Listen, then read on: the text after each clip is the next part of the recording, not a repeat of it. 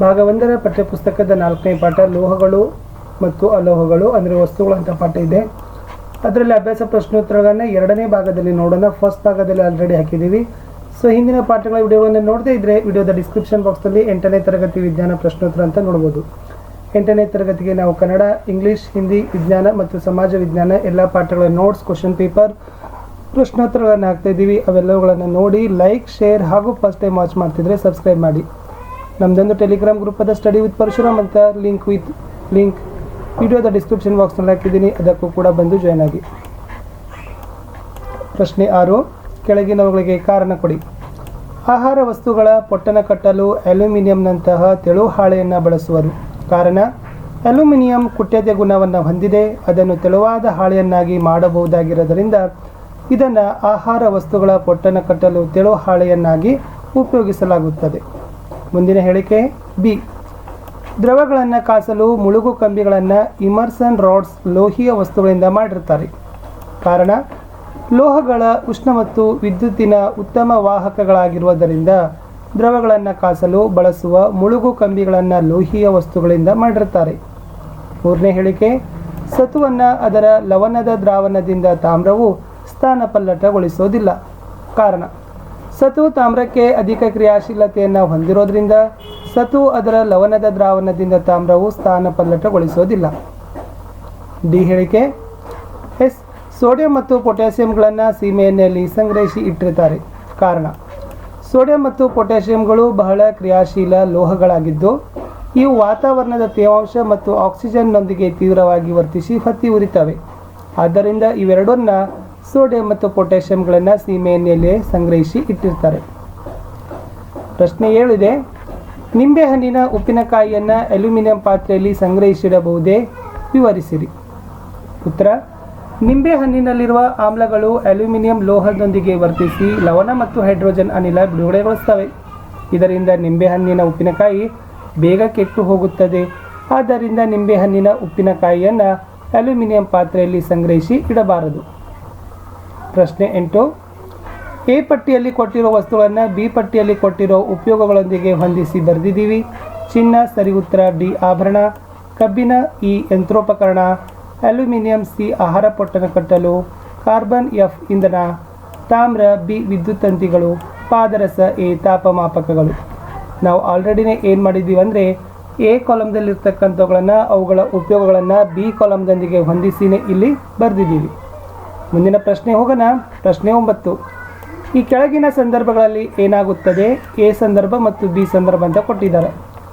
ತಾಮ್ರದ ಫಲಕದ ಮೇಲೆ ಸಾರರಿಕ್ತ ಸಲ್ಫುರಿಕ್ ಆಮ್ಲ ಸುರಿದಾಗ, ಕಬ್ಬಿಣದ ಮೊಳೆಗಳನ್ನು ತಾಮ್ರದ ಸೆಟ್ ದ್ರಾವಣದಲ್ಲಿ ಇಟ್ಟಾಗ. ಈ ಮೇಲಿನ ಕ್ರಿಯೆಯ ಪದ ರಾಸಾಯನಿಕ ಸಮೀಕರಣ ಬರೆದಂದಿದ್ದಾರೆ. ನೋಡೋಣ. ತಾಮ್ರದ ಫಲಕ ಮೇಲೆ ಸಾರರಿಕ್ತ ಸಲ್ಫುರಿಕ್ ಆಮ್ಲವ ವರ್ತಿಸೋದಿಲ್ಲ. ಆದರೆ ಪ್ರಬಲ ಸಲ್ಫುರಿಕ್ ಆಮ್ಲ ತಾಮ್ರದ ಫಲಕದೊಂದಿಗೆ ವರ್ತಿಸಿ ನೀಲಿ ಬಣ್ಣದ ತಾಮ್ರದ ಸೀಟ್ ಹರಣಗಳನ್ನು ಉಂಟು ಮಾಡ್ತದೆ. ಹೈಡ್ರೋಜನ್ ಅನಿಲ ಬಿಡುಗಡೆ ಮಾಡ್ತದೆ. ಇದನ್ನೇ ಸಮೀಕರಣದಲ್ಲಿ ಬರಬಹುದು. Cu+H2SO4 CuSO4H2 ಅಂತಕ್ಕಂಥದ್ದು ಅನಿಲ ಬಿಡುಗಡೆ ಆಗ್ತದೆ ಅನ್ನೋದನ್ನು ಬರಿಬೋದು. ಬಿ ಉತ್ತರ ನೋಡೋಣ. ಕ್ರಿಯಾಶೀಲ ಧಾತುವಾದ ಕಬ್ಬಿಣವು ತಾಮ್ರದ ಸೀಟ್ ದ್ರಾವಣದಿಂದ ತಾಮ್ರವನ್ನು ಸ್ಥಾನಪಲ್ಲಟಗೊಳಿಸುವುದು. ತಾಮ್ರವು ಕಬ್ಬಿಣದ ಮೊಳೆಯ ಮೇಲೆ ಲೇಪನಗೊಂಡಿರುವುದು ಕಂಡುಬರ್ತದೆ. ಇದರ ಒಂದು ಸಮೀಕರಣ Fe+CuSO4 FeSO4 Cu ಅಂತಕ್ಕಂಥದ್ದನ್ನು ಬರೀಬಹುದು. 10ನೇ ಪ್ರಶ್ನೆ, ಉರಿಯುತ್ತಿರುವ ಕಲ್ಲಿದ್ದಲಿನ ಚೂರನ್ನು ಸಲೋನಿ ತೆಗೆದುಕೊಂಡಳು ಮತ್ತು ಅದರಿಂದ ಬಿಡುಗಡೆಯಾದ ಅನಿಲವನ್ನು ಪ್ರನಾಳದಲ್ಲಿ ಸಂಗ್ರಹಿಸಿದಳು. ಎ, ಅನಿಲದ ಸ್ವರೂಪವನ್ನು ಆಕೆ ಹೇಗೆ ಕೊಂಡುಕೊಳ್ಳುತ್ತಾಳೆ? ಬಿ, ಈ ಪ್ರಕ್ರಿಯೆಯಲ್ಲಿ ಎಲ್ಲ ಕ್ರಿಯೆಗಳ ಪದ ಸಮೀಕರಣಗಳನ್ನು ಬರೀರಿ. ಎಸ್, ಉತ್ತರ ಇದೆ ಎದಲ್ಲಿ. ಅನಿಲವಿರುವ ಪ್ರನಾಳಕ್ಕೆ 4-5 ಹನಿ ನೀರನ್ನು ಹಾಕಬೇಕು. ಈಗ ಪ್ರನಾಳದ ನೀರು ಮತ್ತು ಅನಿಲ ಸರಿಯಾಗಿ ಮಿಶ್ರಣವಾಗಲು ಚೆನ್ನಾಗಿ ಮಿಶ್ರಗೊಳಿಸಬೇಕು. ಈ ದ್ರಾವಣವನ್ನು ಕೆಂಪು ಮತ್ತು ನೀಲಿ ಲಿಟ್ಮಸ್ ಕಾಗದದಿಂದ ಪರೀಕ್ಷಿಸಬೇಕು. ನೀಲಿ ಬಣ್ಣದ ಲಿಟ್ಮಸ್ ಕೆಂಪು ಬಣ್ಣಕ್ಕೆ ತಿರುಗ್ತದೆ. ಆದ್ದರಿಂದ ಸಂಗ್ರಹವಾದ ಅನಿಲ ಏನಂತ ಕರಿತೀವಿ? ಆಮ್ಲೀಯ ಅಂತ ಸಾಬೀತು ಆಗ್ತದೆ. ಬಿ, ಕಲ್ಲಿದ್ದಲು ಆಮ್ಲಜನಕದೊಂದಿಗೆ ವರ್ತಿಸಿ ಇಂಗಾಲದ ಡೈಆಕ್ಸೈಡ್ ಬಿಡುಗಡೆಗೊಳಿಸ್ತದೆ. C+O CO2 ಅಂತಕ್ಕಂಥದ್ದು ಬಿಡುಗಡೆ ಆಗ್ತದೆ.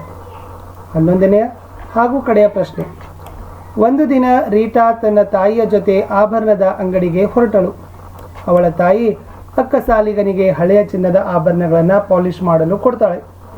ಮರುದಿನ ಆ ಆಭರಣಗಳನ್ನು ಅಕ್ಕ ಸಾಲಿಗನಿಂದ ಮರಳಿ ಪಡಿತಾಳೆ. ಆಭರಣಗಳ ತೂಕ ಸ್ವಲ್ಪ ಕಡಿಮೆ ಇದ್ದುದನ್ನು ಕೊಂಡುಕೊಳ್ಳುತ್ತಾರೆ.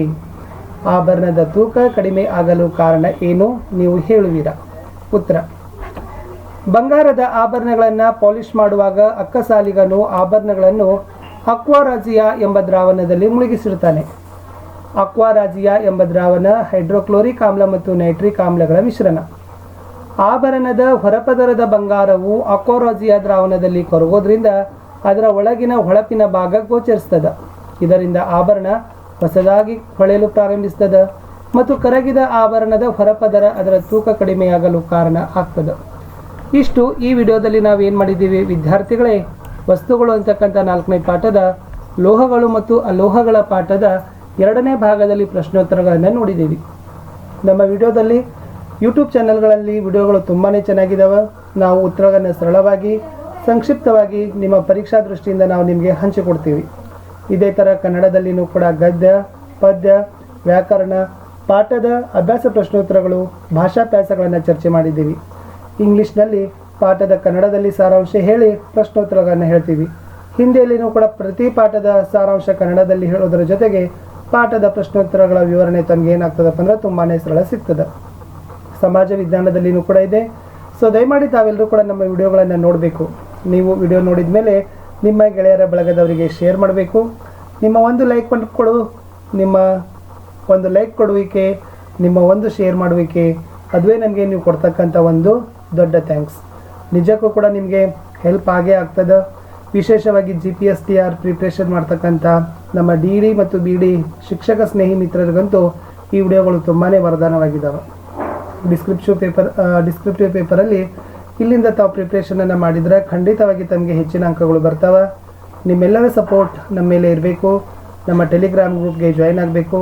ಇದರಿಂದ ನೀವು ಇನ್ನಷ್ಟು ಕೂಡ ಬೆನಿಫಿಟ್ ಆಗಿರ್ತಕ್ಕಂಥ ವಿಡಿಯೋಗಳನ್ನು ಮುಂದಿನ ದಿನಗಳಲ್ಲಿ ನೋಡ್ತೀರಿ ಅಂತ ಹೇಳ್ತಾ, ಸೊ ಇಲ್ಲಿಯವರೆಗೆ ತಾವು ವಿಡಿಯೋಗಳನ್ನು ವೀಕ್ಷಿಸಿದ್ದಕ್ಕಾಗಿ ಧನ್ಯವಾದಗಳು. ನಮ್ಮದೊಂದು ಫೇಸ್ಬುಕ್ ಪೇಜ್ ಅದ, ಸ್ಟಡಿ ವಿತ್ ಪರಶುರಾಮ್ ಅಂತ, ಅದಕ್ಕೂ ಕೂಡ ಫಾಲೋ ಆಗಿ. ಇನ್ಸ್ಟಾಗ್ರಾಮಲ್ಲಿಯೂ ಕೂಡ ನಮ್ಮ ಪ್ರೊಫೈಲ್ ಅದ, ಸ್ಟಡಿ ವಿತ್ ಪರಶುರಾಮ್ ಅಂತ, ಅದಕ್ಕೂ ಕೂಡ ತಾವೆಲ್ಲರೂ ಕೂಡ ಫಾಲೋ ಆಗಿ. ಹೊಸದಾಗಿ ವಿಶೇಷ ಅಂತಂದರೆ ನಮ್ಮದೇ ಆಗಿರ್ತಕ್ಕಂಥದ್ದು ಈ ಚಾನಲನ್ನು ಸಬ್ಸ್ಕ್ರೈಬ್ ಮಾಡಿ ಬೆಲ್ ಐಕಾನನ್ನು ಒತ್ತಬೇಕು. ಇದರಿಂದ ಮುಂಬರ್ತಕ್ಕಂಥ ವಿಡಿಯೋಗಳ ಪ್ರತಿ ನೋಟಿಫಿಕೇಷನ್ ನೀವು ಫಸ್ಟಾಗಿ ಪಡಿತೀರಿ. ಸಿಗ್ತೀನಿ ಹೊಸ ವಿಡಿಯೋ